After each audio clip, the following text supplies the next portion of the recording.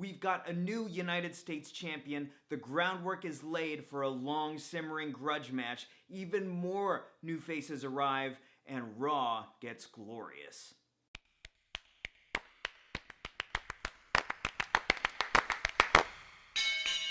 Super Brawl Saturday?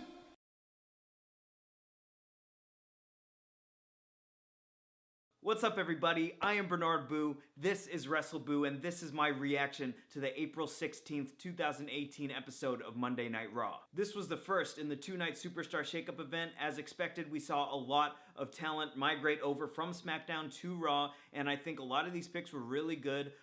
These were talents mostly who were kind of growing stagnant on Smackdown, and I was happy to see all of their faces show up on Raw. I can't wait to see where their careers head from here. To open the show, we saw Raw General Manager Kurt Angle welcome Raw's newest acquisition to the brand, the United States Champion, Jinder Mahal. Jinder was insulting Kurt, insulting the crowd, which prompted Kurt to arrange for a United States Championship match on the spot. He invited anyone back there in the locker room to come out and accept the challenge for the title shot. Out comes Jeff Hardy, the charismatic enigma, and we've got our opening match. This was a great match to start off Raw with. The thing that kind of struck me was how much better Jinder looks compared to the last time he was on the Raw brand. In a surprise victory, Jeff Hardy becomes the new United States Champion, and this victory kind of sets up two options as to who might jump from the Raw brand to the SmackDown brand. I'm not quite sure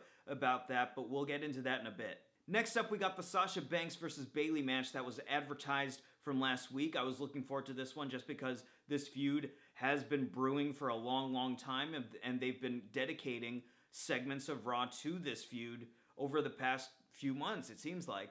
Unsurprisingly, the match was terrific. I love this move where Sasha was on the outside and Bayley kind of slung herself in between the bottom and middle ropes, caught Sasha in between her legs and hit her with a Hurricane Rana on the outside. That was sweet. I really liked the way this match escalated. There was this nice uptick in intensity throughout. It was very gradual, and right when it was getting really good, we had the Riot Squad, Sarah Logan, Ruby Riott, and Liv Morgan debuting from SmackDown Live, jumping over to Raw, interfering in this match, and beating down Sasha Banks and the Hugger, Bayley. I'm sort of surprised that they kept the Riot Squad together. I haven't been really feeling them as a stable, and I thought that this Superstar Shake-Up might be a good opportunity to split them up. I think especially Sarah Logan has a lot of potential as a solo star. I don't really like her in this supporting role. I think she's ready to do bigger things than that. But anyways, Riot Squad are on Raw. They beat down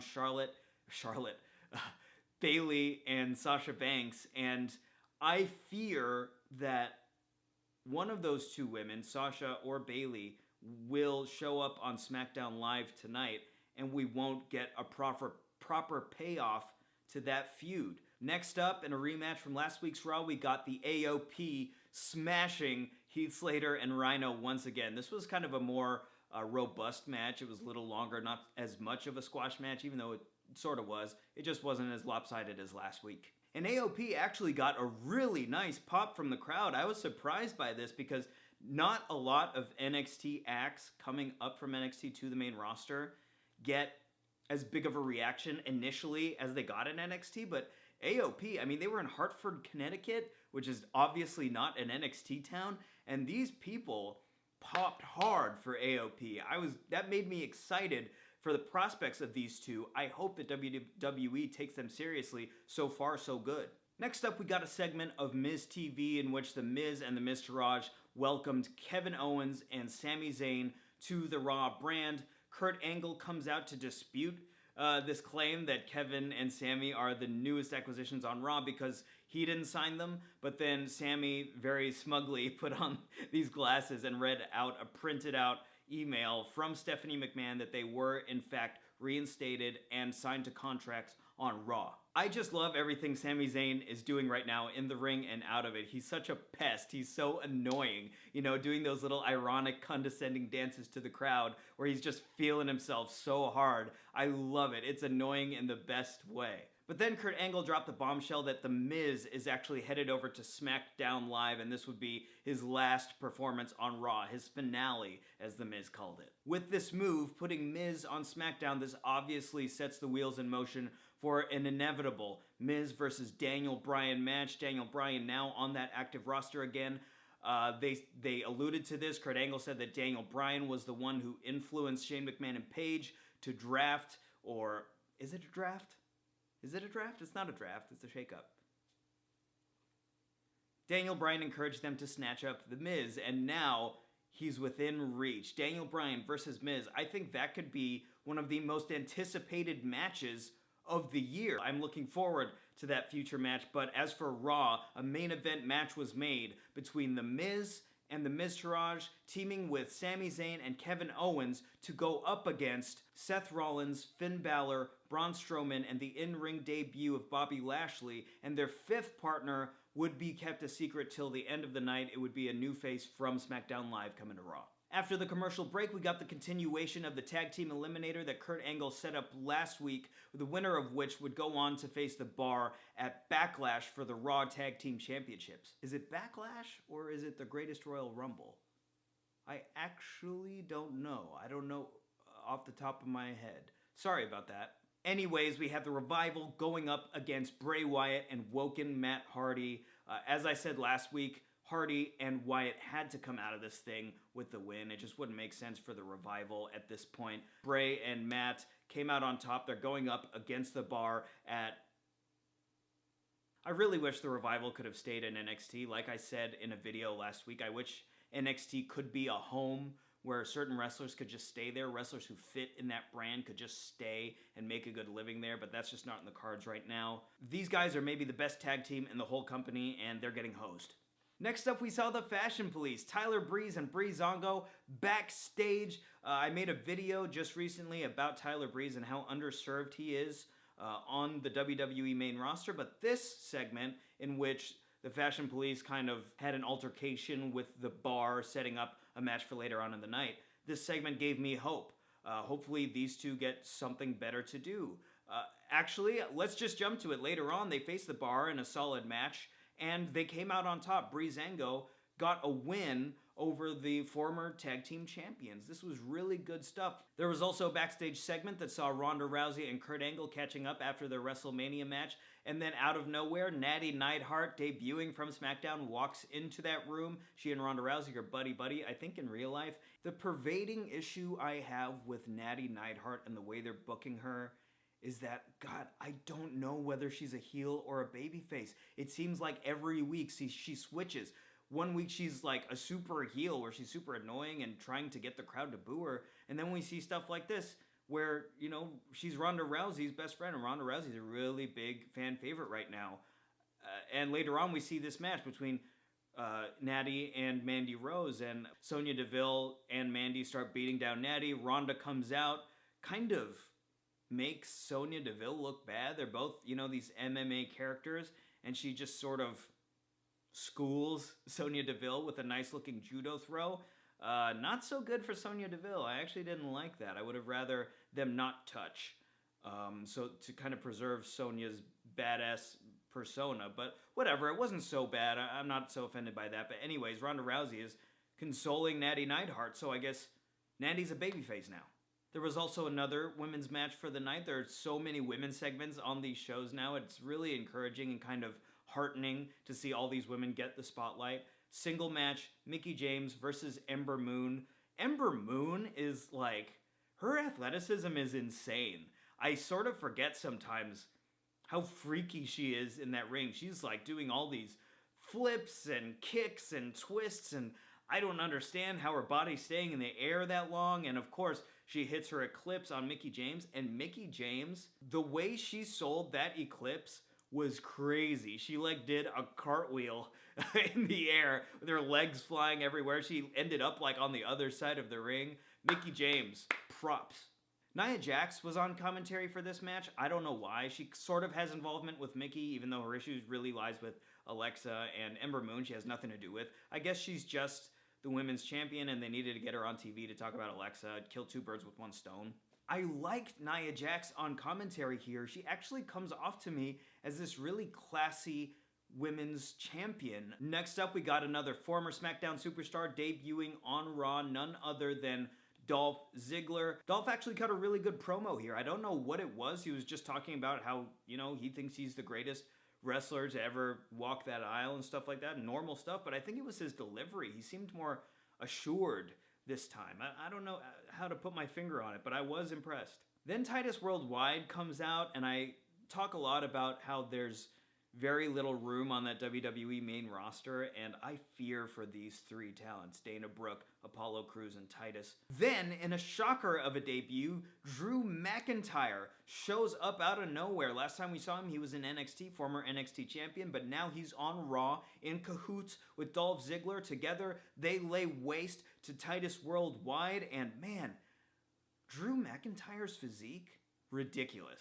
I'm actually sort of intrigued by this pairing. I think maybe this is what Dolph needs right now, and Drew, whose charisma, he's always had an issue with his charisma and being on that mic. Maybe Dolph can help him with that. Next up, Roman Reigns came out to cut a promo. He walked down to the ring, got a huge reaction. He stood in the ring, didn't say anything for the while. The crowd got louder and louder. I think that's one of Roman's best and most unique qualities, is that he can do that, just sort of stare out at the crowd and get them to be louder without doing anything. But then he opens his mouth. Roman cuts the same old promo where he's promoting the Brock match at the Greatest Royal Rumble, and he's talking about how he shows up to work and Brock doesn't show up to work, and I'm asleep, I'm snoring at this point. But then Daddy's home again. Samoa Joe comes out to spit that truth right in Roman's face. It's kind of the same stuff from last week, but again, I love Samoa Joe's delivery. Hopefully Roman Reigns learns a few things from Samoa Joe in their upcoming feud. Next up, we saw a video package promoting the fact that Baron Corbin was making the move from SmackDown to Raw. This is a great move. Baron Corbin, like a lot of these superstars we saw migrate over tonight, Jinder Mahal, Dolph Ziggler, Natty, these acts have grown super stagnant on SmackDown Live. They've run out of people to wrestle. They've wrestled everybody. They clearly don't have any momentum to get to that main event SmackDown roster level. So making this move for I love all the picks that came tonight. These superstars needed the change, and Baron Corbin, I hope he capitalizes on this because he's one of my favorites right now, favorite up-and-coming talents. Now it was main event time, the big 10-man tag, Miz and the Miztourage, Kevin and Sami versus Seth Rollins, Finn Balor, Braun Strowman, Bobby Lashley, and a mystery partner who turned out to be Bobby Roode, the glorious one, debuting on Raw. We got this 10-man tag team match. It was pretty good. I mean, I don't like 10-man, 12-woman, these huge tag team matches. It's hard for there to be any type of real story in these things, but the talents in here are fantastic, so they made it exciting. I think the big story here was that Braun Strowman hot tag. I think they intended for Bobby Roode's hot tag to be a highlight in the match, but it really wasn't. That crowd was not feeling Bobby that night. I sort of felt bad for him, but anyways, Braun got a huge reaction. I'm always impressed with Braun. He's just such a spectacle in there, but he's not like a lumbering giant. He's kind of as fast as anybody else.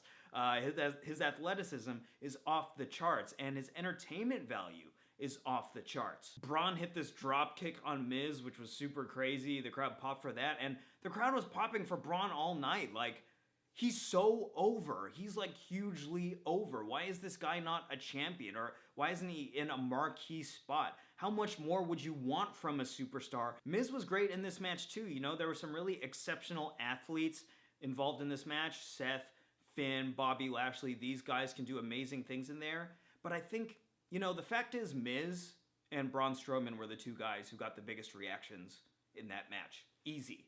Not even close. And Miz kind of proves the fact that it's not always all about moves. It's about how you manipulate that audience. It's about looking at that audience and establishing an emotional connection. Now, Finn and Seth definitely do this, but again, the fact is, Miz and Braun Strowman, these were the two stars of this match. But I gotta say, Finn Balor selling is fantastic. He was getting beat up in that corner by Miz and the Miztourage, and it's like, the way he was selling and getting beat up, it's like I want to cry for this guy. He's so good at garnering sympathy from the fans. We all know that his offense looks cool and is really amazing to watch, but his selling, low-key, his selling might be his greatest strength in that ring. He's super, super good. Near the end of the match, the Miztourage sort of did that thing where they left the Miz hanging. Miz was going for tags with them, but they were just kind of stepping off the apron and leaving him to his own devices. They are staying on Raw. Miz is going to SmackDown. But anyways, the babyfaces came out with the win with Braun Strowman pinning the Miz after his power slam. I think it was the Miz. And it was a really good match. It was a nice Raw. Again, we're on this streak. After WrestleMania, last week's Raw was great. This week's Raw was fun too. The Superstar Shake-Up is halfway over. And while I am happy for a lot of those superstars moving over from SmackDown to Raw because I think there are more opportunities for them on that brand, man, most of SmackDown's top-tier marquee roster still intact, still in place as of now. I think this means that SmackDown is going to be getting some big names from Raw over to their side. I would love to see someone like Seth Rollins head over to SmackDown. I think that would be great. And something I alluded to at the beginning of this video is that Jeff Hardy won that United States Championship. He's facing Jinder Mahal for it in a rematch at Greatest Royal Rumble. But one of those championships, Seth's Intercontinental Championship or the United States Championship, have to go to SmackDown. Now, would it be better for Jeff Hardy and his United States Championship to go over to SmackDown? Or Seth Rollins and his Intercontinental Championship to go over to SmackDown? I'd actually vote Seth. There's some really sweet matchups waiting for him over there. AJ Styles, Daniel Bryan, Miz is over there too. I love those two together. Shinsuke Nakamura. Really, really fresh matchups for the Kingslayer, Seth Rollins. Thanks for watching, guys. If you like this video, give me a like, give me a subscribe. Let me know what you thought of Raw in the comments. And also let me know who you'd like to see move from Raw to SmackDown on tonight's SmackDown Live. Thanks, guys. I appreciate you, and I'll see you soon.